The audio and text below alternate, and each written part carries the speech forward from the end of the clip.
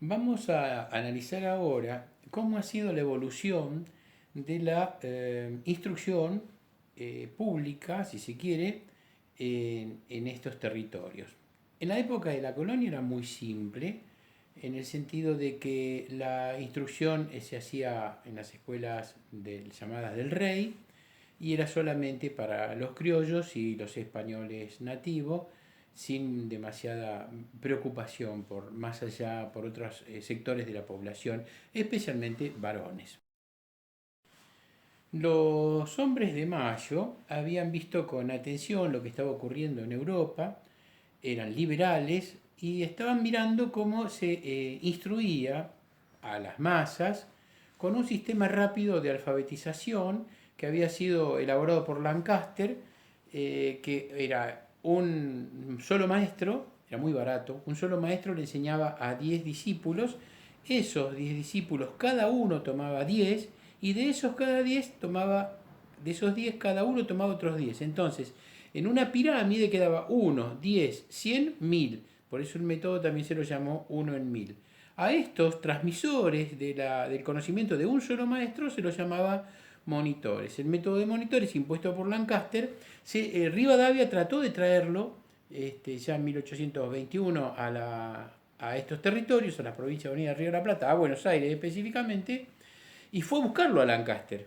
Pero Bolívar se le había adelantado y Lancaster, el inglés, estaba trabajando en Venezuela. Y entonces trajo a su segundo, que es un tal Thompson. Este Thompson es reconocido, un protestante reconocido, que hasta el día de hoy es reconocido por las sociedades bíblicas de América Latina. El método es muy rápido, muy efectivo, si lo que se propone es alfabetizar, es decir, enseñar a leer y escribir. Y tuvo sus grandes enfrentamientos con la Iglesia Católica, que decía que de ese modo, si uno transmitiera la doctrina, el último recibiría lo que llamaríamos nosotros el teléfono descompuesto.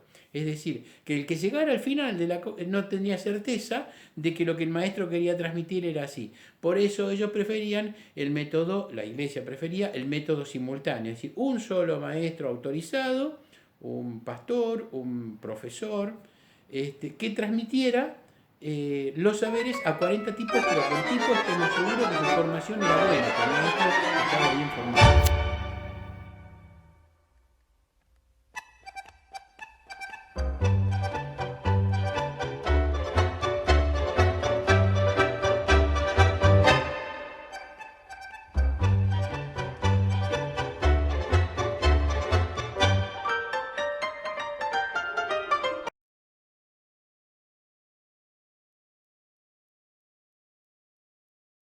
Durante todo el periodo postcolonial primero, hasta 1875, hay un esfuerzo por que en los municipios se establezcan escuelas, pero en realidad algunos municipios lo hacían y otros en realidad se ocupaban las familias de la instrucción, pero casi siempre quedaba en manos, especialmente de varones, aunque había niñas también en esta cuestión, pero de las clases, llamemos, acomodadas o de las clases de los criollos, especialmente un corte de raza. No había lugar para el indio, no había lugar para el negro y por ahí algún mestizo ligaba. La disputa entre Sarmiento y Alberdi de cómo debía ser la educación del pueblo, en realidad los hombres de la organización nacional le van dando la razón a los dos. Por un lado, provocan una inmigración importante para que estos pueblos inmigrantes transmitan su cultura, sus saberes, como era la idea de Alberdi, solo que le fracasan. Alberti quería que vengan los del norte de Europa, los rubios, los ojos claros, que tenían una cultura superior para Alberti, los ingleses, los alemanes, los daneses, etc., pero resulta que le fracasa. Si terminan viniendo italianos del sur, españoles de Cádiz, de Andalucía, de los lugares más pobres de Italia y de España, así como hombres del sudeste asiático, de algunos pocos, otros de Medio Oriente, de Siria, del Líbano, y como estaban todos dependiendo del imperio árabe, a todos se los llama genéricamente turcos. Bueno, esa es la población que no quería Alberdi. Sarmiento dice no, lo metemos a todos en la escuela y empieza ya él a su vez a crear escuelas antes de que se establezca un sistema educativo.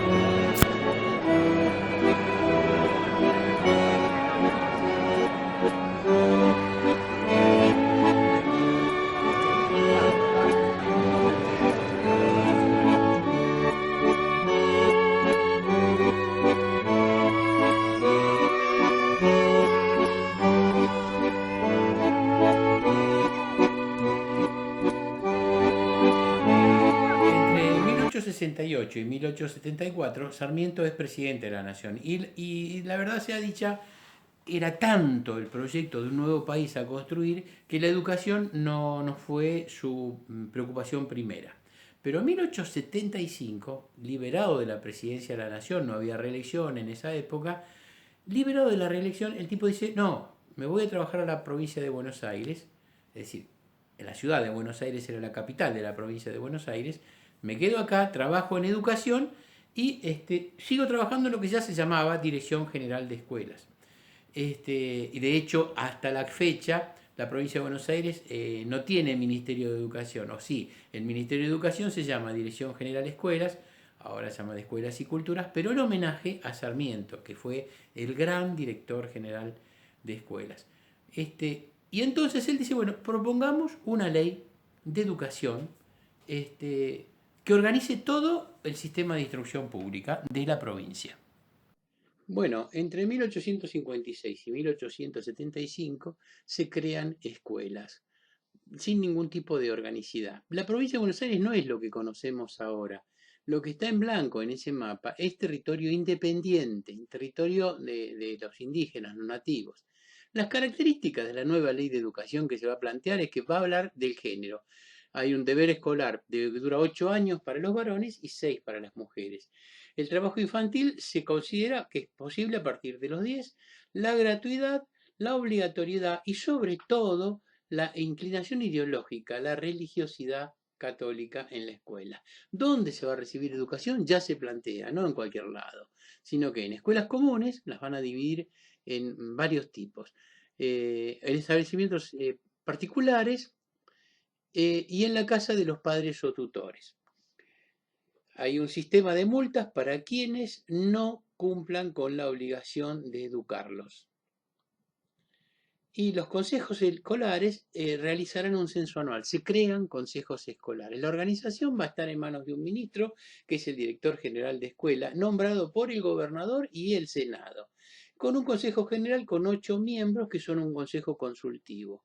Los consejos escolares van a tener 5 miembros electos ad honorem, no van a cobrar. Son autoridad inmediata, próxima. Administran inspección y además encargan de nombrar, contratar y controlar a los maestros. ¿Cómo son las formas de impartir instrucción?